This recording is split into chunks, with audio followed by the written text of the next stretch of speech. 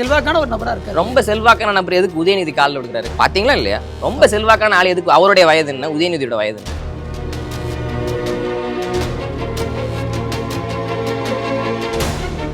அப்ப என்னன்னா, இப்ப பள்ளிவாசல்ல சொல்றாங்க நீங்க திமுக கூட்டணிக்கு வாக்கு செலுத்தணும், காங்கிரஸ் கூட்டணிக்கு வாக்கு 2019 காங்கிரஸ் கூட்டணி வாக்கு பள்ளிவாசல் சொல்றாங்க. நம்ம ஓட்டு வேஸ்ட் ஆயிடக்கூடாது அப்படின்னு என்னையும் ஏமாத்தி திமுக ஓட்டு போட வச்சாங்க. திமுக ஓட்டு வேஸ்ட் ஆகல இல்ல? ஓட்டு கடை போட்டது வேஸ்ட் தானே, திருட்டு திமுக ஓட்டு போட்டது வேஸ்ட் தானே.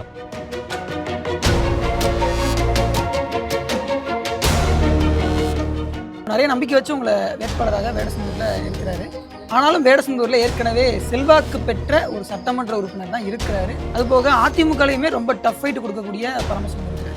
2 பேத்துக்கும் மத்தியில உசேன் அவர்கள் எப்படி கரையேற போறாரு, எப்படி வெற்றி பெற போறாரு, அந்த நம்பிக்கை உங்களால் எப்படி காப்பாற்ற முடியும்?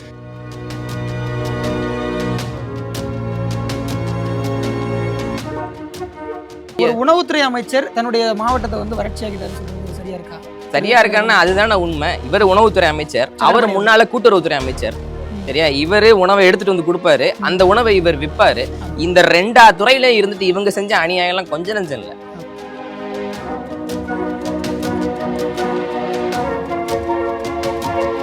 தமிழ் அரசு வலைஞர்களுக்கு வணக்கம். நாம் தமிழர் கட்சியின் வேட்பாளர்களை தொடர்ச்சியாக நேர்காணல் கண்டு வருகிறோம். அதன் தொடர்ச்சியாக இந்த நேர்காணல் நம்முடைய இணைந்திருக்கிறார் நாம் தமிழர் கட்சியினுடைய திண்டுக்கல் மாவட்ட வேடசந்தூர் தொகுதியுடைய வேட்பாளர் திரு உசேன் அவர்கள். அவரிடம் பேசுவதற்கும் கேட்பதற்கும் நிறைய இருக்கு. வாங்க பேசலாம். வணக்கம் உசேன். வணக்கம். வேடசந்தூர் வேட்பாளராக தேர்ந்தெடுக்கப்பட்டிருக்கீங்க. முதல்ல நாம உங்களுடைய அந்த தொகுதி பற்றி பார்ப்பதற்கு முன்னாடி உங்களுடைய அறிமுகம் தெரிஞ்சுக்கலாம்.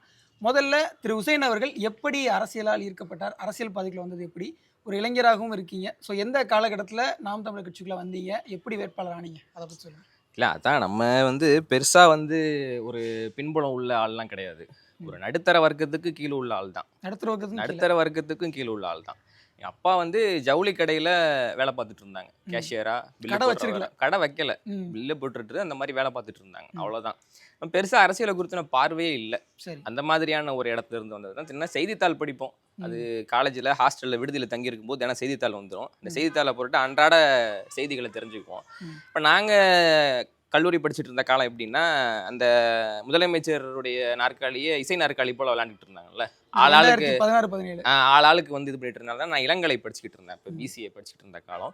அப்போ அந்த மாதிரி பார்த்துட்டு இருக்கும்போது நமக்கு ஒரு பார்வை விழுந்தது, அரசியல் மேலே ஒரு பார்வை விழுந்தது. ஆனால் நம்ம அரசியல்வாதி ஆகணும், நம்ம அரசியலில் இறங்கணுங்கிற மாதிரி அப்படி ஒரு கட்சியின் மீது ஈர்ப்பு அப்படிலாம் எதுவுமே அந்த காலகட்டத்தில் கிடையாது. கொஞ்சம் கொஞ்சமாக ஒரு பக்குவம் வருது, கொஞ்சம் கொஞ்சமாக ஒரு விவரம் தெரிய வரும்போது நம்ம பார்க்குறோம், சமூகத்தை பார்க்குறோம், அதன் மீது ஒரு பார்வை வருது, அதன் மீது ஒரு கோபம் வருது. என்னடா எதுவுமே சரியா இல்லாத மாதிரி இருக்கே அப்படின்னு. அடிப்படையில் இது எல்லாத்தையும் தாண்டி நல்லது சொல்லி வளர்க்கப்பட்ட ஒரு நேர்மையாளர். உண்மையை பேசணும், திருடக்கூடாது, அடுத்தவங்க பொருளை அபகரிக்கக்கூடாது, யாருக்கும் தீங்கு செய்யக்கூடாது அப்படின்னு சொல்லி வளர்க்கப்பட்ட ஒரு நல்ல குடும்பத்தை சேர்ந்த பையன்தான். அப்போ நம்ம சமூகத்தை பார்க்கும்போது நம்ம வீட்டுக்கும் நாட்டுக்கும் உள்ள இடைவெளி அதிகமாக இருக்குது. ஏன்னா நம்ம வீட்டில் இப்படி சொல்லி கொடுத்து வளர்த்தாங்க, ஆனால் நாடு ரொம்ப மோசமாக இருக்குது, நாடு ரொம்ப தூரமாக இருக்குது அப்படின்னு பார்க்கும்போது நம்ம சூழல், தனிப்பட்ட சூழல்லையே நம்ம ஒரு நேரம் மருத்துவமனை அணுகிறோம், ஒரு நேரம் காவல் நிலையத்தை அணுகிறோம், இல்லை ஏதாவது ஒரு அரசு நிர்வாகத்தை அணுகும்போது அங்கே நடக்கிற இதுங்கிறது நமக்கு என்னென்னா கோபத்தை வர வைக்குது. அதான் இந்த ஆங்கிரி யங்மேன்னு ஒரு இதில் சொல்லுவாங்க தெரியுமா, இந்த சமூகத்தின் மீது வந்த கோபம் தான் அப்படி ஒரு கோபம் வரும்போது நமக்கு நாம் தமிழர் கட்சியினுடைய அறிமுகம் கிடைக்குது. இப்படி ஒரு கட்சி இருக்குதுன்னு 2019 நாடாளுமன்ற தேர்தல் தான் எனக்கு முதல்ல வாக்குரிமை வந்த தேர்தல். நாம் தமிழர் கட்சியினுடைய 2வது பொது தேர்தல். நாம் தமிழர் கட்சியினுடைய 2வது பொது தேர்தல். அந்த தேர்தலையும் ஐயா கமலஹாசன் வர்றார். ஐயா கமலஹாசன் உண்மையிலேயே அப்ப இருந்த கல்லூரி மாணவர்களிடத்துல எப்படி போய் வந்தது அப்படின்னா, இப்ப நீட்டு எக்ஸாமுடைய பிரச்சனை, அனிதா தங்கச்சி அனிதாவுடைய மரணம், இதெல்லாம் வந்துகிட்டு இருக்கும்போது நமக்கு இன்னும் அந்த அரசியல் மீது உள்ள தாக்கமும் அந்த கோபமும் அதிகமாகி கொண்டே இருக்கும்போது பெருசா நமக்கு ஈழத்தை பத்தியோ நாம் தமிழர் கட்சியை பத்தியோ, இன்னும் சொல்ல போனா தலைவரை பத்தி, தேசிய தலைவரை பத்தியோ நமக்கு பெருசா தெரியவே தெரியாது. யாரு அப்படி ஒரு கேள்விப்பட்டிருக்கோம், ஒரு பெயரை தேசிய தலைவர்னு இருந்தாங்க, ஈழம்னு ஒண்ணு இருந்தது, இலங்கையில நடந்த ஒரு பிரச்சனைன்றத ஏதோ ஒரு ஞாபகத்துல ரொம்ப கீழே படிஞ்சிருக்கு. இப்படிலாம் ஒண்ணு நடந்ததா. ஏன்னா அப்பெல்லாம் நான் பள்ளி பருவத்துல படிச்சுட்டு இருந்திருப்பேன், அந்த அளவு மாதிரியான வயதா தான் இருந்திருக்கும். அப்ப என்ன பார்ப்போம், அப்ப நம்ம இந்த நியூஸ் சேனலோ இல்ல நியூஸ் பேப்பரோ பாக்குற வயசு இல்ல கார்ட்டூன் பாக்குற வயசு இல்ல, அதை தாண்டி சினிமால அந்த மாதிரி பாத்துக்கிட்டு இருக்கு. டிவி பார்த்தாலுமே அதை தான் இல்ல, பெருசா டிவி பாக்குற வயசும் இல்ல, விளையாட்டு புத்தியில இருக்கிறதுனால இதெல்லாம் நடந்ததுன்னே தெரியல. ஆனா இது நடந்ததுன்னு தெரியும் போது அப்ப நம்ம என்ன செஞ்சுட்டு இருந்தோம், நம்ம எதுவுமே அறியாம இருந்திருக்கோமே, இவ்வளவு நாள் இந்த மாதிரி ஒரு இயக்கம் நடந்துகிட்டு இருக்குது, அது எதுவுமே புரியாம இங்க இருந்துட்டு இருக்கோமேன்ற மாதிரி அந்த குற்ற உணர்ச்சி நம்மள சும்மா இருக்க விடல. அது ஒரு உண்மையிலேயே ஒரு பாதிப்பு ஏற்படுத்துச்சு. எப்படின்னா 2019 நான் பெருசா அரசியல் புரிதல்லாம் இல்ல. ஆனா நான் என்ன நினைச்சிட்டு இருந்தேன்னா, டிகிரி முடிச்சிட்டு ஐஏஎஸ் எக்ஸாம் எழுதணும். நம்ம ஐஏஎஸ் எக்ஸாம் எழுதி அதுக்கு ப்ரிப்பேர் பண்ணி யூபிஎஸ்சிக்கு ப்ரிப்பேர் பண்ணி அதுல போயிடணும். தொடர்ந்து அதோடைய தேடல்கள் தான் இருந்துச்சு. சரி. அது சம்பந்தமா படிக்கணும், இல்ல அரசு துறையில ஒரு முதன்மை பொறுப்புக்கு போயிடணும். ஸ்ட்ரைட்டா நம்ம ஒரு ஆட்சியர், ஒரு மாவட்ட ஆட்சியர், இல்ல ஒரு முதன்மை பொறுப்பாளருக்கு அந்த இதுக்கு போயிடணும் அப்படிங்கிறது தான் நம்மளுடைய ஆசை. அப்ப அது சார்ந்து படிக்க ஆரம்பிக்கிறோம். அது சார்ந்து இது பண்ணும்போது தெளிவா தெரியுது, நீங்க எது அரசு நிர்வாகம், இல்ல எது அரசாங்கம், இல்ல எப்படி ஒரு அரசு நிர்வாகத்தை வச்சிருக்கணும் அப்படின்னு நீங்க தெரிஞ்சுக்கும் போது உங்களுக்கு தெளிவா தெரிஞ்சிடும். அப்ப எப்படி இருக்கணும், இப்ப ஆள்றவங்க எப்படி இருக்காங்க அப்படிங்கிறது தெரிஞ்சிடும். அப்படி நமக்கு அது வரும்போது 2019 தேர்தலில் ஒரு இது வருது, நாம் தமிழர் கட்சிக்கு நம்ம வாக்கு செலுத்தலாமா அப்படிங்கிற ஒரு இது வருது. ஒழுங்கா போய் நாம் தமிழர் கட்சிக்கு ஓட்டு போட்டிருந்தா கூட நான் இந்த அளவுக்கு தீவிரமா இருந்துக்க மாட்டேன். சரி. அப்ப என்னன்னா, இப்ப பள்ளிவாசல்ல சொல்றாங்க நீங்க திமுக கூட்டணிக்கு வாக்கு செலுத்தணும், காங்கிரஸ் கூட்டணிக்கு வாக்கு செலுத்தணும். 2019 காங்கிரஸ் கூட்டணி வாக்கு பள்ளிவாசல் சொல்றாங்க, தெரிஞ்சவங்க எல்லாம் சொல்றாங்க, ஓட்டு பிரிஞ்சிரும் அப்படிங்கிறாங்க. இது இல்லாம கமல் மாதிரி ஒரு பெரிய நடிகர் வந்திருக்கிறாரு, அவர் அதிகமா வாக்குகளை பெறுவாரு அப்படிங்கிற மாதிரியான இப்ப எப்படி விஜய்க்கு சொல்லப்படுகின்றதோ, விஜய் சீமானை கம்மி பண்ணிடுவாரு, நாம் தமிழர் கட்சியோட இது வீரியம் குறைஞ்சிரும், கமல் இது பண்ணுவாரு அப்படி இப்ப எப்படி விஜய்க்கு சொல்றாங்களோ அப்படி கமலை வச்சு சொல்லி போட்டு கம்பேர் பண்ணிட்டு இருந்த காலம் அது. அப்படிலாம் வந்துகிட்டு இருக்கும்போது நான் அப்படி பார்த்து நான் சரி ஓட்டு பிரிஞ்சிடக்கூடாது, நம்ம ஓட்டு வேஸ்ட் ஆகிடக்கூடாது அப்படின்னு என்னையும் ஏமாத்தி திமுக ஓட்டு போட வச்சாங்க. திமுக ஓட்டு வேஸ்ட் ஆகல, ஓட்டு கடை போட்டது வேஸ்ட் தானே, திருட்டு திமுக ஓட்டு போட்டது வேஸ்ட் தானே, ஓட்டு வேஸ்ட் ஆகல, நாட்டே வேஸ்டா போச்சு. அப்படி ஆயிட்டு இருக்கும்போது அப்ப அந்த தேர்தல் முடிஞ்சு கொஞ்ச காலம் என்னை அது தூங்க விடலை. என்னடா இப்படி போய் பண்ணிட்டு வந்துட்டோம்னு சொல்லி, எப்படி ஒருத்தவனை கொலை பண்ணா ஒரு குற்ற உணர்வு வருமோ, எப்படி ஒருத்தன் அடுத்தவன் பொருளை திருடுனா ஒரு குற்ற உணர்ச்சி வருமோ, நான் என்ன பண்ணிட்டேன், நான் ஓட்டு போட்டது இல்லாம பல பேர் ஓட்டு போட வச்சேன். ஓட்டு போய் நம்ம இது பண்ணிடக்கூடாது, கமலுக்கு ஓட்டு போட்டுறாதீங்க, இல்லை அந்த மாதிரி மற்றதுக்கு ஓட்டு போட்டுறாதீங்க, கட்சி மோகத்தினால அதிமுக ஓட்டு போட்டுறாதீங்க, இந்த மாதிரி திமுக ஓட்டு போடுங்க, திமுகவினுடைய கூட்டணிக்கு ஓட்டு போடுங்க அப்படின்னு சொல்லி நான் ரொம்ப மற்றவங்க எல்லாம் தெரிஞ்சவங்களாம் சொன்னேன். நம்மள்ட்ட கேட்க நம்மள நீங்க ஓட்டு போட்டீங்கன்னு சொல்றீங்க, மற்றவங்களே ஓட்டு போட. ஆமா, இல்ல நண்பர்கள் வட்டாரத்துல பேச அரசியல் புரிதல் இல்லாதவங்க நமக்கே கம்மி. இப்படி செஞ்ச நீங்க கடைசியா அந்த ஓட்டால நாடே வேஸ்டா போச்சுன்னு சொல்றீங்க, நியாயமா? இல்ல ஆமா, அதுக்கப்புறம் அவங்களுடைய அந்த இதுன்றது இப்ப ஓட்டு போட்டதுக்கு அப்புறம் நமக்கு என்னன்னா எளிமையா புரிஞ்சிடும், இவங்க நம்மளுடைய வாக்குகளை எப்படி பயன்படுத்துறாங்க அப்படிங்கறத நமக்கு புரிஞ்சிடும். மக்களுடைய ஓட்டுகளை எப்படி புரிஞ்சு. இன்னொன்னு என்னன்னா, நமக்கு திமுகவினுடைய உண்மை முகங்கள்லாம் தெரிய வந்துச்சு. அப்பதான் ஒரு பார்வை வருது. எனக்கு ஒரு 19 வயசு 20 வயசு ஆகும்போது ஒரு பார்வை வரும்போது, நீ யாருக்கு ஓட்டு போட்ட அப்படி கிட்டத்தட்ட ஒழுங்கா விசாரிக்காம மாப்பிள்ளை பார்த்து கல்யாணம் பண்ணிட்டு, கல்யாணம் பண்ணதுக்கு அப்புறம் இவனையா கட்டணும் அப்படின்னு யோசிக்கிற மாதிரிதான். அவன் குற்றமெல்லாம் அப்பதானே தெரிய வருது. அந்த மாதிரி யோசிக்கிற மாதிரிதான் இவங்களை ஆதரிச்சோம் அப்படின்னு சொல்லி. ஏன்னா நண்பர்கள் வட்டாரத்துல நான் தான் கொஞ்சம் விவரமான பையன், இவங்கிட்ட கேட்போம்னு சில பேர் கேட்பாங்க. அப்பெல்லாம் நான் ஒரு ஆதரவு, நான் எனக்கு நெருங்கிய வட்டாரத்துல நெருங்கிய குடும்பத்தினர் இருக்கிற ஒரு 10-20 பேருடைய ஓட்டை நான் இதுக்கு திமுகவுக்கு போட்டா நல்லா இருக்குங்கிற மாதிரியான இதெல்லாம் சொல்றேன். அப்படிலாம் ஒரு இது இருந்தது. அது நம்மள தூங்க விடல. நம்மள என்ன இப்படி பண்ணிச்சு, இப்படி நடந்து போச்சு, நம்மளும் சேர்ந்து இந்த மாதிரி ஆயிடும், பாவத்தை பங்கு பெற்ற மாதிரி சொல்லிட்டு இடையில அது பாவம் தான், அது ஒரு பெரும் பாவம் தான். இப்ப பாவத்தை கழுவிக்கிட்டு இருக்கோம். அப்படி வரும்போது அப்ப உடனே என்ன பண்ணேன், டிசம்பர்லயே உறுப்பினர் அட்டை போட்டேன். நாம் தமிழர் கட்சியில உறுப்பினர் அட்டை போட்டு, அப்ப நான் ஐஏஎஸ்க்கு பயிற்சி எடுத்துட்டு இருந்த மாணவன் தான். இருந்தாலும் நாம் தமிழர் கட்சி நம்மளோட சிறு பங்களிப்பாது இருக்கணும். அப்ப இருந்த எங்களுடைய மாவட்ட பொறுப்பு என்ன சொன்னாங்கன்னா, நீங்க வெளிப்படையான ஃபீல்டு ஒர்க்குக்கு வர முடியாட்டியும் பின்ன இருந்து நீங்க ஒரு இயக்குங்க, உங்கள் மாதிரி வயது உள்ளவங்களை இயக்குங்க, அவங்களுக்கு அறிவுரை சொல்லுங்க, அவங்களுடைய அந்த மேலாண்மையை பார்த்துக்கோங்க, எப்படி செய்யணுங்கிற உன்னுடைய இன்புட்டை உங்களுடைய இதை கொடுத்தீங்கன்னு சொன்னா அது நல்லா இருக்குங்கிற மாதிரி சொன்னாங்க. நான் அப்ப பயிற்சி எடுத்துக்கிட்டு இருந்த மாணவன் தான். அப்ப அந்த மாதிரி நாங்க பயணிக்க ஆரம்பிச்சோம். கொஞ்சம் கொஞ்சமா அரசு வேலையினுடைய இல்ல அரசு அந்த பொறுப்புகளினுடைய இதுவும் போகுது. ஏன்னா எப்படின்னா, ஒரு நடுத்தர வர்க்கத்தை சேர்ந்த ஒருவன் முதன்மை பொறுப்புக்கு போயிடணும், இல்லை அதிகாரத்தை அடைஞ்சிடணும், அது அரசு அதிகாரமும் எந்த அதிகாரமும் அடைஞ்சிடணுங்கிறது சாதாரணப்பட்ட விஷயம் இல்லை. அவனுக்கு பொருளாதார வலிமையும் இருக்கணும், குடும்ப சூழலும் இருக்கணும், இன்னொன்று சரியான கைடன்ஸ் இருக்கணும், இல்லை படிப்பு அதுக்கெல்லாம் காசு வேணும். அப்படி எதுவுமே இல்லாம தனிப்பட்ட முயற்சியில நம்ம ஆயிடலாம் அப்படிங்கிற இதுல இருந்தப்பட்ட ஆள் நான். அப்படி இருக்கையில அது ரொம்ப பயிற்சி எடுக்கிறேன். நல்ல இந்த ட்ரையல் எக்ஸாம்லாம் கூட நல்ல மதிப்பெண் பெற்ற ஆள் தான். அப்படி இருக்கும்போது என்னால் அதை தொடர முடியல. என்னுடைய பொருளாதார பின்னணி, அப்பா இறந்து போறாங்க, ஊரை விட்டு வேற ஊருக்கு நாங்கள் வர்றோம். அந்த மாதிரியான தனிப்பட்ட விஷயங்களில் சில சிக்கல்கள்லாம் ஏற்படும். தொடர்ந்து இது பண்ண முடியல. இப்போ நான் சொல்லப்போனால் இப்போ நான் வந்து ஒரு தனியார் மென்பொருள் நிறுவனத்தில் வேலை செய்கிறேன். ஐடி சீனியர் சாஃப்ட்வேர் இன்ஜினியர் தான் நான், மென்பொருள் பொறியாளர். ஆனால் ஒரு காலத்தில் நான் படிக்கணும், படிப்பு செலவு இருக்குது, குடும்ப செலவு இருக்குன்னு பார்த்துக்கிறதுக்காக பேக்கரியாக போய் சாக்லேட் விற்றுருக்கேன், இல்லை பேக்கரியாக போய் ரஸ்க்கு விற்றுருக்கேன், ரஸ்க்கு கொடுத்துருக்கேன். சூப்பர் மார்க்கெட்டுக்குலாம் அப்போ ரஸ்க்குலாம் சப்ளை பண்ணிக்கிட்டு இருந்தேன். அந்த மாதிரியான வேலையெல்லாம் செஞ்சுருக்கேன். இன்னும் நான் எப்படின்னா நான் எம்சிஏ படித்து 2 டிகிரி வாங்கி ஐஏஎஸ் தான் ஆகணுங்கிற கனவு கண்டு அப்படியெல்லாம் அதுக்கான இதில் பயிற்சியில் இருக்கும்போதும் கூட, அதுக்கான நேரத்தை ஒதுக்கிட்டு இருக்கும்போதும் கூட அந்த மாதிரியும் நடந்திருக்கு. அப்படிலாம் தொடர்ந்து தொழில் பண்ண முடியாமல் இருக்கும்போது ஒரு கட்டத்தில் சரி நம்ம வேணாம், நம்ம வேற வேலைக்கு போகலாம், மாற்று வேலைக்கு போகலாம் அப்படிங்கிற முடிவு வரும்போது சரி நம்மளுடைய பங்களிப்பு கட்சியில் இப்போ என்னவா இருக்கணுங்கிறப்ப அப்போ தான் 21 தேர்தல் வருது. அந்த 21 தேர்தலில் வேட்பாளருக்கு முழுக்க ஒரு ஆதரவாக முழுக்க அவருடைய இதாக செயல்பட்டு அப்போ அவருக்கு கூட நான் பிரச்சாரத்துக்கு போகிறது, அவருடைய அறிவிப்பாளராக உதவியாளராக இருந்து செயல்படுறது, இல்லை அங்கே இருக்கக்கூடிய நிர்வாகத்தில் இருக்கக்கூடிய வாக்கு சேகரிக்கிற இடத்துல வந்து நான் ஒரு ஈடுபடுத்திக் கொள்றது, அந்த மாதிரியான வேலைகளை செஞ்சுட்டு இருக்கேன். 2019 போட்ட ஓட்டுக்கு ஒரு பாவம்னு சொல்லி இந்த வேலையை செஞ்சிருக்கீங்க. ஒரே ஒரு ஓட்டு, அதுவும் நான் தெரியாம போட்ட ஒரு ஓட்டுக்கான பாவ பிராச்சித்தமா, இல்ல அந்த பாவத்தை கழுவணும்ன்ற நினைச்ச இந்த குற்ற உணர்ச்சி, தூங்க முடியாம இருந்த குற்ற உணர்ச்சியுடைய விளைவு தான் அது. நானும் வீட்டுல இல்ல எனக்கு தெரிஞ்ச நண்பர்கள்ட்ட ரொம்ப நேரம் பேசிட்டு இருந்திருக்கேன், இப்படி போய் செஞ்சுட்டோம் மேடா அப்படின்னு சொல்லி. அது என்னவோ என்னால அது சகிச்சிக்கவே முடியல. என்ன சம்பவங்கள், ஏதாவது சம்பவங்கள் இல்ல அப்படி தனிப்பட்ட இதுல சொல்ல முடியாது, நமக்கு தெரியாது இல்லையா. அப்பதான் நமக்கு ஈழம் குறித்து தெரிய வருது, நமக்கு திமுகவுடைய துரோகம் தெரிய வருது, கருணாநிதி எப்படிப்பட்ட கயவர்னு தெரிய வருது. அது திமுகவுடைய அந்த எக்ஸ்பான்ஷன் நான் திமுக ரொம்ப சுருக்கி பார்த்துட்டேன். அது திருடர் முன்னேற்ற கழகம்னு பெருசுபடுத்தி நான் பார்க்கல, விரிவாக்கம் செய்ய எனக்கு அப்படி யாரும் சொல்றதுக்கு யாரும் இல்லை. முழுக்க எல்லாரும் திமுகவுடைய அபிமானியா இருந்தாங்க, சுத்தி இருக்கிறவங்க தான். அப்படி இருக்கும்போது நான் அது அப்படி மூளை செலவை அடைஞ்சு அந்த மாதிரியான வாக்கு செலுத்தி அப்படி ஒரு இதுல இருந்தேன். அதுக்கப்புறம் நம்ம கட்சியில பயணிச்சு 2021 தேர்தலில் வேட்பாளருடைய இதுல இருந்தோம். அப்படி இதாகி இப்போ கட்சியில் கொஞ்சம் கொஞ்சமாக கட்சியில் பயணிக்கிறேன். அப்புறம் தனியார் ஒரு மென்பொருள் நிறுவனத்தில் சாஃப்ட்வேர் இன்ஜினியராக வேலைக்கு சேர்றேன். அப்படி வேலை செஞ்சுக்கிட்டு இருக்கும்போது இங்கே மாவட்ட செய்தி தொடர்பாளராக இந்த பணியை நான் செய்கிறேன். மேடையாக பேசும்பொழுது அப்படி நான் பேசி அடையாளப்பட்டு எங்கள் அப்பா சீமான் அப்பாவை போய் சந்திச்சு அப்படி தான் நான் வந்து இப்போ வேட்பாளராக இல்லை அப்படி தான் அரசியல் பயணம்னு சொல்ல போனால் இப்படி தான் இது பண்ணேன். அதான் 2019 தான் முதல் வாக்குரிமை கிடைக்கிது.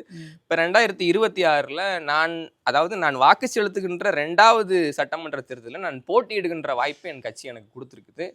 எங்கள் அப்பா சீமான் அவர்கள் கொடுத்துருக்காருன்னு சொன்னால் உண்மையிலே இளம் வேட்பாளர்களை, இளைஞர்களை வந்து அவர்களுடைய அரசியல் ஆதிக்கம் இங்கே அதிகமாக இருக்கணும். ஏன்னா அவங்க தான் வந்து எழுதப்படாத காகிதம் அப்படின்னு, எழுதப்படாத வெள்ளைத்தாள்கள் எடுத்து நடத்தாங்க. நான் ஆக சிறந்த கருத்தை ஒன்று எழுதணும்னு அறிஞர்கள் சொல்றது மாதிரி எழுதப்படாத வெள்ளை காகிதங்கிறது இளைஞர்கள் தான். அவங்க கரப்டடு கிடையாது, அவங்க எந்த கட்சிகளையும் திராவிட கட்சிகளுடைய சாயல்கள் அவங்கள்ட்ட இருக்கிறதுக்கான வாய்ப்பு இல்லை. அப்படிப்பட்ட ஒரு ஆட்களை வந்து எந்த மாசுபடாத இன்னொன்று நம்ம இந்த தமிழ் தேசியத்தை அடுத்த தலைமுறைக்கும் இன்னும் வீரியமாக கடத்தணுங்கிற இதில் நம்ம தொடர்ந்து நம்ம இந்த காலத்தில் இன்னும் இவ்வளவு திராவிடத்தினுடைய போதை, இவ்வளவு திராவிடத்துடைய ஆதிக்கம், இவ்வளவு பணம் பலம், அவங்களுடைய செல்வாக்கு, போதை, சாதி அரசியல், இதுக்கு மத்தியில் நம்ம ஒரு வேட்பாளராக போட்டியிடுறது. அதான் சீமானப்பா சொல்லுவாங்க, தலைவரை பற்றி சொல்லும்போது, என்னை பெற்றவர்கள் இவ்வளவு நம்பிக்கை மேலே வச்சாங்களான்னு தெரியாது, என் உடன் பிறந்தவர்கள் இந்த நம்பிக்கை வச்சாங்களான்னு தெரியாது. ஆனால் எங்கோ இருந்த 2 பேர் தான் என் மீது ஒரு நம்பிக்கை வச்சாங்க. ஒன்று தேசிய தலைவர் பிரபாகரன் அவர்கள், இன்னொன்று சாவுல மீது மாமான்னு சொல்லுவாங்க. அப்படித்தான் நானும் சொல்லுவேன், என்னை பெற்றவங்களும் என் கூட பிறந்தவங்களும் இவ்வளோ நம்பிக்கை வச்சிருப்பாங்களான்னு தெரியாது. எங்கேயோ இருந்த எங்கள் அப்பா சீமானப்பா தான் என் மீது இவ்வளோ நம்பிக்கை வச்சுட்டு இந்த மாதிரியான ஒரு வாய்ப்பு கொடுத்துருக்காரு. நிச்சயமா அவருடைய நம்பிக்கையை நான் காப்பாற்றுவேன். நிறைய நம்பிக்கை வச்சு உங்களை வேட்பாளராக வேடசந்தூர்ல இருக்கிறாரு. ஆனாலும் வேடசந்தூர்ல ஏற்கனவே செல்வாக்கு பெற்ற ஒரு சட்டமன்ற உறுப்பினர் தான் இருக்கிறாரு. அவர் தான் அநேகமாக அடுத்த முறையும் போட்டியிடுவார்னு நினைக்கிறோம். காந்திராஜன் அவர்கள், அவர் முன்னாள் துணை சபாநாயகராக இருந்தவர். அதுபோக அதிமுகலையுமே ரொம்ப டஃப் ஃபைட் கொடுக்கக்கூடிய பரமசிவம் இருக்கிறார். 2 பேத்துக்கும் மத்தியில் உசேன் அவர்கள் எப்படி வந்து கரையேற போறாரு, எப்படி வெற்றி பெற போறாரு, அந்த நம்பிக்கை உங்களால் எப்படி காப்பாற்ற முடியும்? இல்லை, செல்வாக்கு இருக்குன்னா வாக்குக்கு பணம் கொடுப்பாங்கல்ல. இப்படி கொடுக்காம யாராவது அதிமுக யாராவது வேட்பாளர் நிற்கிறாங்களா? நீங்கள் பார்த்துருக்கீங்களா? அதிமுகவில் இவ்வளவு செல்வாக்கு இருக்குது, மாவட்டத்துக்கு மாவட்டம் அப்பன் மந்திரி மகன் மாவட்ட செயலாளர்னு மாவட்டத்துக்கு மாவட்டம் ஆக்கிரமிச்சு வச்சிருக்கிற இந்த திமுக, இந்த அதிமுக வாக்குக்கு பணம் கொடுக்காம தேர்தலை சந்திக்க முடியுமா? பணம் கொடுக்கறதையும் தாண்டி தான் வெற்றி பெறாங்க. பணம் ஒன்று மட்டுமே வந்து அந்த வெற்றியுடைய காரணியை முடிவு பண்ணுறது இல்லை. இல்லை, பணமும் ஒரு பெரிய காரணி. அதாவது நீங்கள் இதை எப்படி பார்க்கணுன்னா, இப்போ என்னுடைய தொகுதியாக எடுத்துக்கட்டும், இல்லை இது மாதிரி பல தொகுதிகளாக இருக்கட்டும், 8 மணி நேரம் வேலை பார்க்குறவங்களுக்கு கிடைக்கிற ஊதியம் வெறும் 350 ரூபா. சரி. வேடசந்தூர் தொகுதியிலேயே காட்டன் மில்லில் வேலை பார்க்குறவங்க, பஞ்சாலைகளில் வேலை பார்க்குறவங்க, இல்லை செட்டிநாடு சிமெண்ட் ஃபேக்டரியில் வேலை பார்க்குறவங்க, இந்த மாதிரியான தொழில்கள் இருக்கிறவங்களுக்கு 8 மணி நேரம் வேலை பார்க்குறவங்களுக்கு கூலி 350 ரூபா. சரி. ஆனால் அவங்களுக்கு ஒரே நாளில் 1000, 5 ஓட்டுக்கு 5000, 10,000, ஒரு குடும்பத்துக்கு 10,000ன்னு கிடைக்கும் போது நிச்சயமா அதுல மூளை செலவு ஏற்பட்டு நிச்சயமா அவங்களுக்கு, அதாவது அடிப்படை வசதியே அடிப்படை தேவையை பூர்த்தி செய்யாத ஒருத்தவங்க அரசியலை பத்தின நாட்டமோ பெருசா புரட்சின்னு பத்த எண்ணமும் இருக்கிறதுக்கு வாய்ப்பு இல்லை. மக்களை தொடர்ந்தே வறுமையில வச்சிருக்கிறாங்க, மக்களை தொடர்ந்தே ஏழ்மையில வச்சிருக்கிறாங்க. பெருசா அவங்களுக்கான அந்த புரிதல்கள் இல்லாம போகும்போது பணம் வந்து ஒரு பெரிய ரோல் பிளே பண்ணணும். அதை தாண்டி சாதி, அதை தாண்டி மதம், அதை தாண்டி கட்சி, இந்த கட்சி தான் வெல்லும், இந்த கட்சிக்கு ரெண்டுக்கும் தான் போட்டி அப்படிங்கிற ஒரு நெரட்டிவ் செட் பண்றது, அதுதான் அதெல்லாம் தான் இதுக்கான காரணம். இன்னொன்னு சொல்ல போனா இப்ப காந்திராஜன் அவர்கள் இப்ப எம்எல்ஏவா இருக்காரு, அடுத்த வாட்டி அவர் தான் போட்டியிடுவாருங்கிறதுக்கான எந்த உத்தரவாதமும் கிடையாது. முன்னாள் துணை சபாநாயகர், முன்னாள் துணை சபாநாயகரா இருக்கட்டும், செல்வாக்கான ஒரு நபரா இருக்காரு. ரொம்ப செல்வாக்கான நபர் எதுக்கு உதயநிதி காலில் விடுக்கிறாரு பாத்தீங்களா இல்லையா? ரொம்ப செல்வாக்கான ஆள் எதுக்கு? அவருடைய வயது என்ன, உதயநிதியோட வயது என்ன? இப்ப அண்மையில சுற்றுப்பயணம் வந்தப்போ, திண்டுக்கல் சுற்றுப்பயணம் வந்தப்போ, ஆமா அது சுற்றுப்பயணம் இருக்கட்டும், அதனால இருக்கட்டும். கட்சியினுடைய துணை முதலமைச்சராகவும் இருக்கிறாரு, முக்கியமான நிர்வாகி. சரி, அதுக்கு ஒரு ஒரு பெரிய மனிதரை காலில் விழுகிற அளவுக்கு அதுக்கு என்ன இருக்குது? ரொம்ப செல்வாக்கான ஆள், நான் தான் ரொம்ப வளர்ந்துட்டேனே, நான் தான் ரொம்ப செல்வாக்கு, நான் போட்டியிட்டாலே ஜெயிச்சிருவேன், நான் எதுக்கு ஒரு ஆளுடைய காலில் விழுகணும்? அப்ப அவருடைய இருப்பு கட்சியிலே கேள்விக்குறி. அவர் போட்டியிட்ட ஜெயிப்பாருன்னு எப்படி நினைக்க முடியும்? என்ன வேணா ஆகலாம் இல்ல. அவர் காலில் விழுந்து ஒரு விதமான பலவீனத்தின் அறிகுறின்னு சொல்றீங்க. பலவீனத்து வேற எந்த அறிகுறியை நீங்க பாப்பீங்க? அப்போ பலவீனத்தினுடைய அறிகுறி இல்லாம வேற எந்த அறிகுறியா பாப்பீங்க? இப்போ 2 அமைச்சர்கள் இருக்காங்க, அமைச்சர் சக்கரபாணி அவர்கள், அமைச்சர் ஐ பெரியசாமி அவர்கள் இந்த மாவட்டத்துக்குள்ளே இருக்கிறாங்க. அது போக அதே மாவட்டத்துக்குள்ள 2 முன்னாள் அமைச்சர்கள், அதிமுக திண்டுக்கல் சீனிவாசனாக இருக்கட்டும், நத்தம் விஸ்வநாதன். ஸோ இவங்களெல்லாம் தாண்டி இந்த 2 பெரிய யானைகளுக்கு நடுவில் நாம் தமிழர் கட்சி எப்படி வந்து பொழைச்சி கரையேற போகுதுன்ற ஒரு கேள்வி இருக்கும் இல்லையா?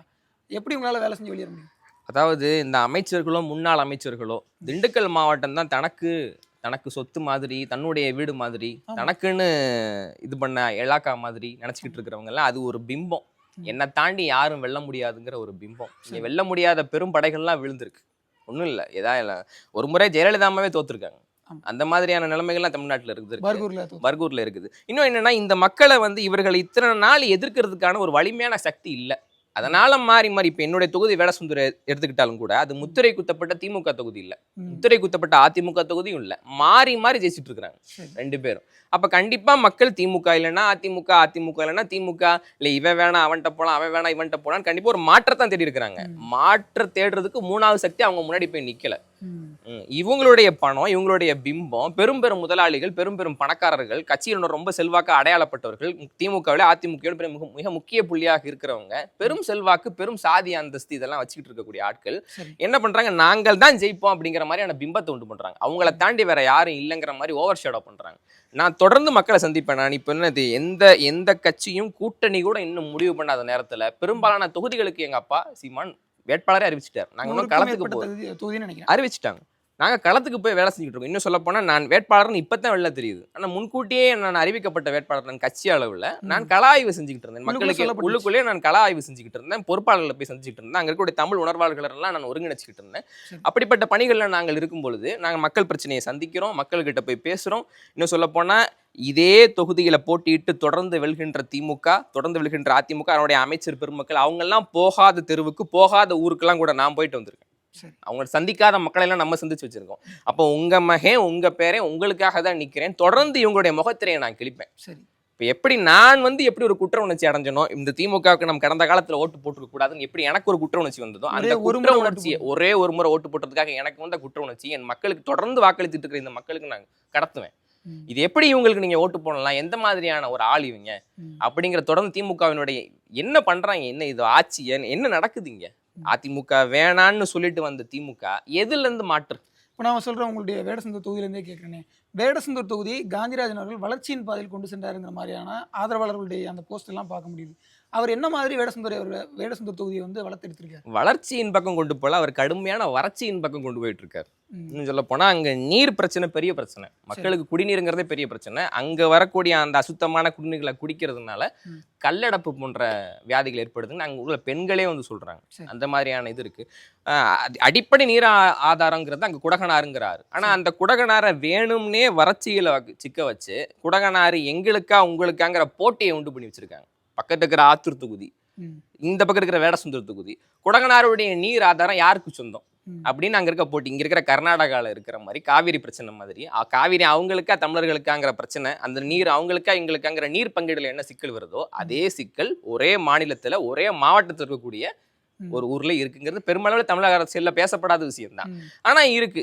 ஆனா இதுல விஷயம் என்னன்னா 2 தொகுதி ஆள்றது திமுக, ஆத்தூர்லயும் ஆள்றது திமுக தான். வேடசுந்தூர்ல இவங்க நினைச்சிருந்தா ஒரு பொது தீர்வை கொண்டு வந்து நீர் பங்கீட சரியா செஞ்சு வறட்சி இல்லாத மாவட்டமாக, வறட்சி இல்லாத தொகுதியாக, வறட்சி இல்லாத நிலையில எங்க மக்களை வச்சிருக்க முடியும். ஆனா ஏன் செய்யல?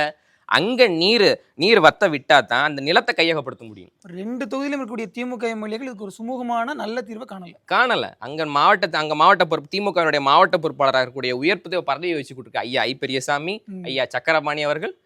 இது மக்களுக்கு தெரியாது இவங்க என்ன பண்ணிட்டு இருக்காங்க. ஒரு உணவுத்துறை அமைச்சர் தன்னுடைய மாவட்டத்தை வந்து வறட்சியாக்கிட்டாருன்னு சொல்றது சரியா இருக்கா? சரியா இருக்கான்னா அதுதானே உண்மை. இவர் உணவுத்துறை அமைச்சர், அவர் முன்னால கூட்டுறவுத்துறை அமைச்சர். சரியா? இவரு உணவை எடுத்துட்டு வந்து கொடுப்பாரு, அந்த உணவை இவர் விற்பாரு. இந்த 2 துறையில இருந்துட்டு இவங்க செஞ்ச அநியாயம் எல்லாம் கொஞ்சம் நஞ்சம் இல்ல. ஆதாரத்தோட சொல்லணும்னா எத்தனையோ குற்றச்சாட்டுகளை மக்கள் மன்றத்துல வைக்கலாம். அவ்வளவு குற்றச்சாட்டுகள் அவங்க மேல இருக்கு. இவர் கூட்டுறவுத்துறை அமைச்சரா தான் முதல்ல இருந்தார், ஐ பெரியசாமி அவர்கள். எங்க அப்பா அவர் சத்துக்கு பெரியார் ராமசாமியுடைய பிம்பத்தை உடைக்கிறாரு. நான் மகன் பெரியசாமி பிம்பத்தை கூட உடைக்கலன்னா அப்ப நான்லாம் என்ன எங்க அப்பனுக்குமே? நான் உறுதியா உடைப்பேன். இந்த பெரியசாமி, இந்த சக்கரபாணி, இந்த காந்திராஜன், இந்த பரமசிவம் இவங்க மக்களுக்கு செஞ்சுட்டு இருக்க துரோகம் என்ன, இவங்க மக்களுக்கு செஞ்சுக்கிட்டு இருக்க தீங்கு என்ன, வேணும்னே வறட்சியா வச்சுட்டு இருக்கிறதுக்கான காரணம் என்ன? அப்பதான் அந்த நிலத்தை கையகப்படுத்த முடியும். அங்க விவசாயத்தை அழிக்கணும். விவசாயத்தை அழிச்சாதான் நிலத்தை கையகப்படுத்த முடியும். நிலத்தை கையகப்படுத்தி நீ யாருக்கிட்ட கொடுக்குற? அங்க கல்குவாரி, மண்குவாரி. ஏன் கல்குவாரி மண்குவாரி? இந்த கேள்வி வரணும். இப்படி தொடர்ந்து அந்த கதையை சொல்லிட்டு வரோம் பாருங்க. வேணும்னே வறட்சி உண்டாக்கப்படுது, காரணம் நிலத்தை கையகப்படுத்தணும். ஏன்னா விவசாயத்தை அழிக்கணும். இதன் மூலியமா மக்களுக்கு வறுமை ஏற்படும். ஏன் அங்க நிலம் வேணும்? அங்க கல்குவாரி வேணும். ஏன்னா கல்குவாரி மூலமாகவும் சுரங்க மூலியமாகவும் கிடைக்கிற லைம்ஸ்டோன், கிளே அப்படின்னு சொல்லுவாங்க, சுண்ணாம்பு கல்லு, களிமண், இதை வச்சுதான் சிமெண்ட் தயாரிக்க முடியும்.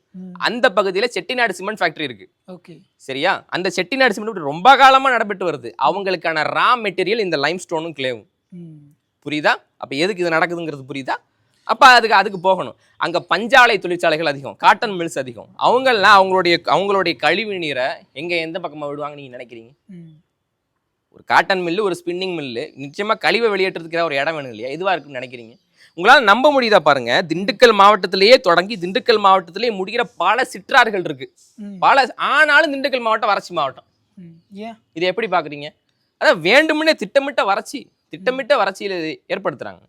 திட்டமிட்ட வறட்சின்னு சொல்லணுமா? இதுல நிர்வாக மேலாண்மை இல்லாததா, திறமை இல்லாததா, எப்படி சொல்றது? இல்ல அப்படி நீங்க சொல்லிட முடியாது இல்ல. இப்ப அதாவது ஒரு நீர் ஆதாரம் இல்ல, அந்த நீர் ஆதாரத்துடைய பெருக்கிறதுக்கான வாய்ப்பு இல்ல அப்படின்னாதான் அது நிர்வாக சீர்கேடு, நிர்வாக முறைகேடு, திறமையின்மைன்னு சொல்லலாம். இருக்கிறத ஒழுங்கா பயன்படுத்த தெரிந்தும் அறிந்தும் நான் செய்யல அப்படின்னா அதுக்கு பேர் திட்டமிட்ட வறட்சி, திட்டமிட்ட சூழ்ச்சின்னு சொல்லலாமா? முடியாது. கண்டிப்பா.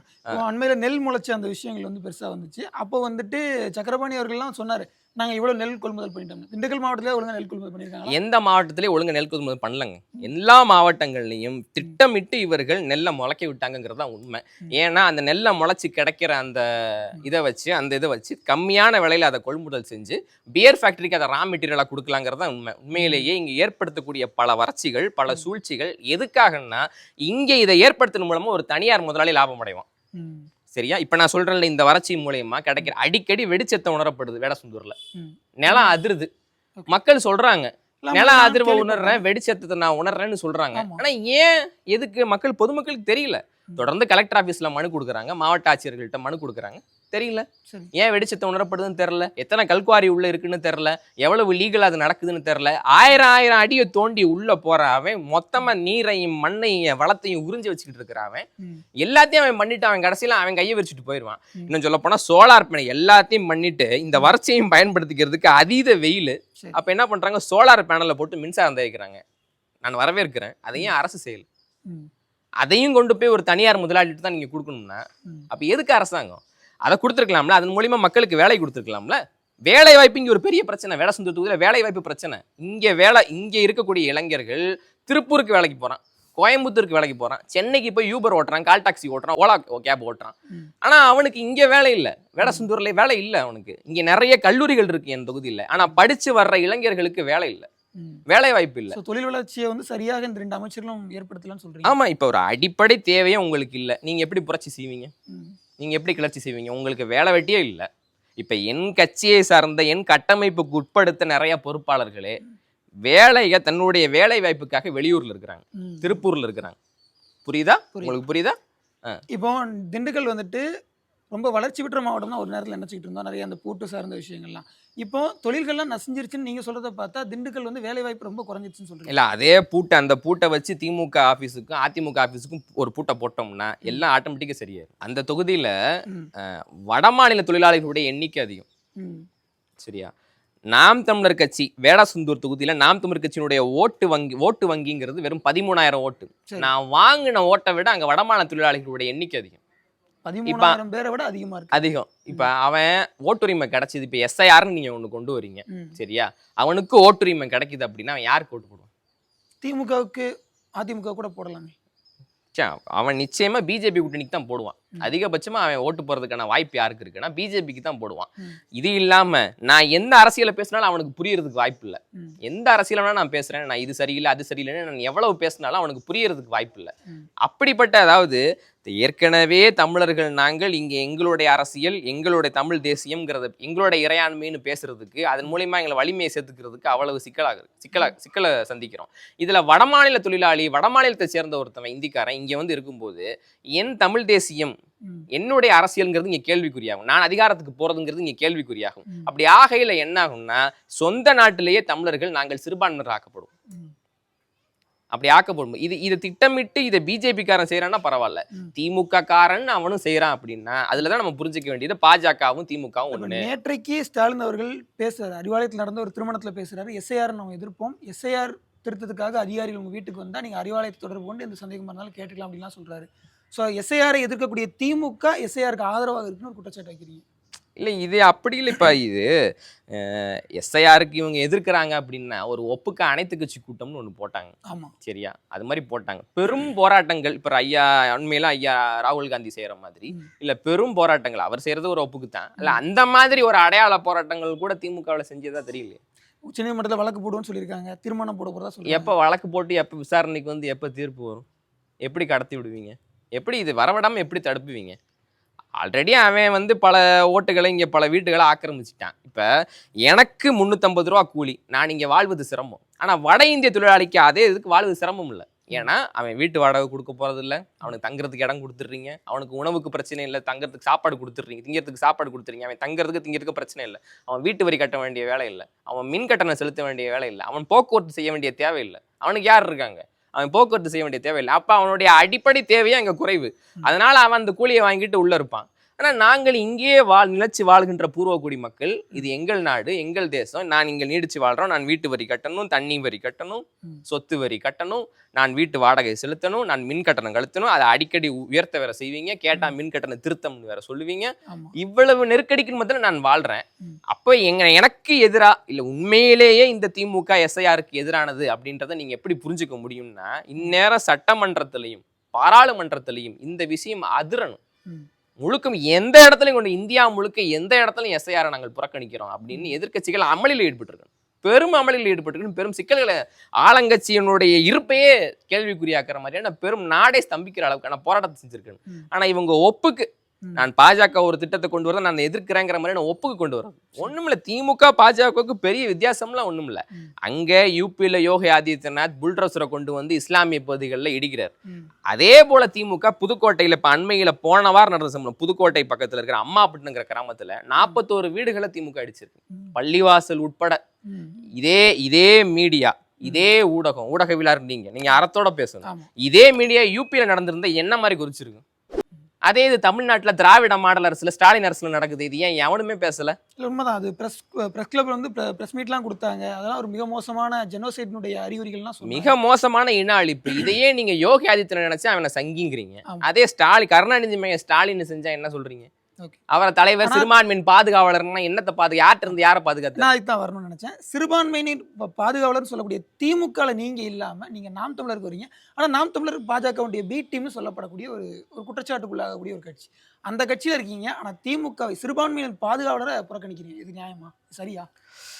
அதாவது அதான் நான் சொன்னேன், இந்த புல்ட்ரவுசர் வச்சு இது பண்றது சென்னை அனகாபுத்தூர்ல ஒரு பகுதி. ஆமா. சரியா, 400 வீடுகளை ஸ்டாலின் அரசாங்கம் அளிக்குது. ஆமா. இதே தான் யோகி ஆதித்யநாத் அங்க ஆமா. புல்ட்ரவுசருக்காகவே அவரே ஒரு புல்ட்ரவுசருடைய பிராண்ட் அம்பாசிடர், ஜேசிபிக்கு ஒரு பிராண்ட் புல்டோசர் அம்பாசிடர் பாபானே. புல்ட்ரவுசர்னு அவரை சொல்றாங்க. ம். அந்த அளவுக்கு அவனை இதை அவர் இருப்பார். இங்கேயும் நீங்க ஆக்கிரமிப்புன்னு சொல்லி என் வீடு இடிக்கிறீங்க, அங்கேயும் அவர் அதான் செய்யார். பிபிசி ஒரு டாக்குமெண்ட்ரி எடுக்குது, ம். குஜராத் கலவரத்தை பத்தி ஒரு டாக்குமெண்ட்ரி எடுக்குது. ஆமா. அந்த டாக்குமெண்ட்ரியை திரையிடுவதற்கு தடை.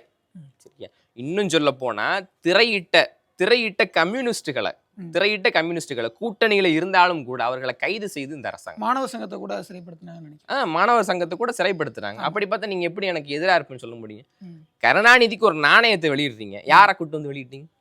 ஆமா. பாதுகாப்புத்துறை ராஜ்நாத் சிங். யார் அவரு? அவர் ஒன்றிய பாதுகாப்புத்துறை அவர் அமைச்சர். சங்கி இல்லையா?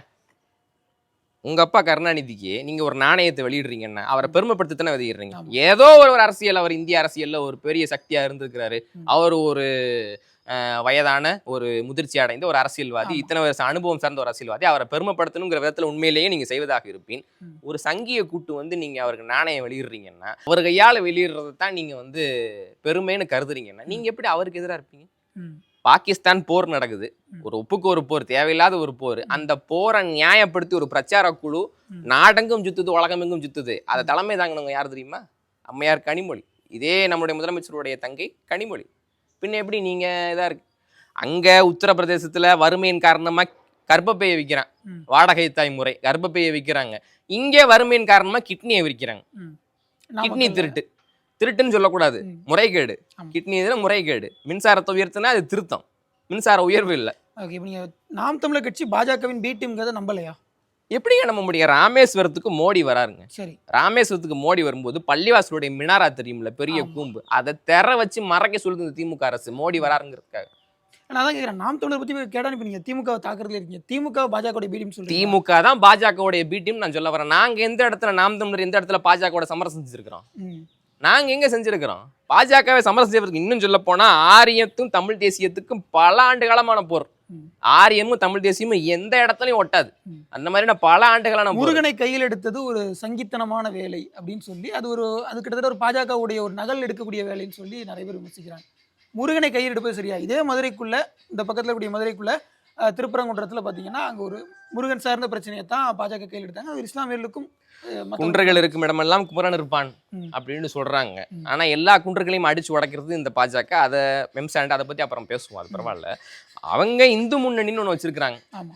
வெகு காலமா அது ஆர்எஸ்எஸ்னுடைய கீழே, அது வெறுப்பு அரசியல் பேசக்கூடிய கீழே அது செயல்படுது. ம். இங்கே வீரத்தமிழர் முன்னணி நாங்க வச்சதுக்கு காரணம், இவங்க இனத்தவன் எல்லாமே கோயில்ல இருக்கிறான், சரி. அவன் உள்ள இருக்கிறான். அவன் நம்முடைய இனத்தினுடைய எதிரி எல்லாம் அவனை களவு செஞ்சுக்கிட்டு இருக்கிறான். அப்ப அவர்களுக்கு அவங்களுடைய பண்பாட்டு ரீதியா, பண்பாட்டு புரட்சி இல்லாத அரசியல் புரட்சி வெல்லாது ம். அப்படிங்கிற கருத்துல முருகனை நாங்கள் முப்பாட்டனாக இருக்கிறாங்க. ம். நாம் தமிழர் கட்சியில முருகனை முப்பாட்டனாக இருக்கிறாங்க. ம். சரியா, அவங்க இந்த வர்ணாஸ்திரமம், இந்த சனாதன கோட்பாடை ஏத்துக்கல. பிறப்பின் அடிப்படையில பேதம் கற்பிக்கிற இந்த கோட்பாடை அவங்க ஏத்துக்கல. சரியா, சரி. அவன் தான் சாதி அமைப்பை இங்க ஏத்துக்கல. இங்க எல்லோரும் தமிழர்கள் அப்படின்னு சொல்லி நாங்க நம்புறோம். பாஜக முருகனை கையில் எடுப்பதும் நாம் தமிழர் கட்சி முருகனை கையில் நிறைய வித்தியாசம் இருக்கு, ரெண்டு பேரும் நிறைய வித்தியாசம் இருக்கு. ஸோ நீங்க அதனால வந்துட்டு பாஜகவுடைய பி டீம் நாம் தமிழர் கட்சி நினைக்க மாட்டீங்களா? ஆமா, அது எப்படி இது பண்ண முடியும்? திரு சீமான் அவர்களை வந்து அப்பான்ற ஒரு வார்த்தையால, அது ஒரு அன்புமிக்க வார்த்தையாக இருக்கலாம், அந்த வார்த்தையால குறிப்பிட்றீங்க இல்லையா? இதை உங்க சமூகத்தினர் ரசிக்கிறாங்களா? அதை உங்க சமூகத்தில் யாரும் அப்படி கூப்பிடக்கூடாதுனோ, அல்லது அது வந்து நம்ம சமூகத்தில் பிறந்துட்டு எப்படி அவர் கூட போறோம், அந்த மாதிரியான கேள்விகள் எதுவும் வருதா? இல்ல, அந்த மாதிரியான கேள்விகள் அதிகப்படியா வரலைன்னாலும் ஒரு சின்ன சின்ன சலசலப்பு இருக்குதான் செய்யுது. சரி. நீங்க எப்படி நாம் தமிழர் கட்சியில பயணிக்கலாம், நீங்க எப்படி அங்க வந்து அவரை எப்படி நீங்க அப்பான்னு ஐ கூப்பிடலாம்? மீன் இஸ்லாமிய என்னை இஸ்லாமியர்கள் வந்து என்னையே கேக்குறாங்க, சரி. நீங்க எப்படி அவர் அப்பான்னு கூப்பிடலாம் அப்படிங்கிற மாதிரி சின்ன சின்ன சலசலப்புகள் இருக்கதான் செய்யுது. சரி. அதான், அதாவது உன் அவதூறுக்கு எதிராக நான் இயந்திர ஆயுதம்ங்கிறது அன்பு தான். ம். நீ யார பிஜேபியின் பி டீம் இல்ல எந்த கட்சியை தீண்டத்தகாத கட்சி அப்படின்னு சொல்றியோ, அதே கட்சியை, அதோட கட்சியை கொடி நான் தோல்ல சுமந்து நிற்பேன். நீ யாரை புணக்கரிக்கிறியோ அதே தலைவரை நான் அப்பான்னு தான் சொல்லுவேன். எந்த அரசியலை நீ வெறுக்கிறியோ அதை வீடு வீடா கொண்டு போய் சேர்ப்பேன் அப்படிங்கிற காரணத்துக்காக தான் நான் இந்த வேலையை செய்யறேன். ஓகே. ரொம்ப துணிச்சலான ஒரு வேட்பாளரை வந்து நேர்காணல் செஞ்சுருக்கேன். வேடசந்தூர் தொகுதியில் மக்களை சந்திக்க ஆரம்பிச்சிருக்கீங்க. உங்களுடைய அந்த அரசியல் பயணம்ங்கிறது வெற்றி பெற என்னுடைய மனமார்ந்த வாழ்த்துக்கள். நிறைய கருத்துக்களை பகிர்ந்து கொண்டீங்க. ரொம்ப நன்றி. நன்றி.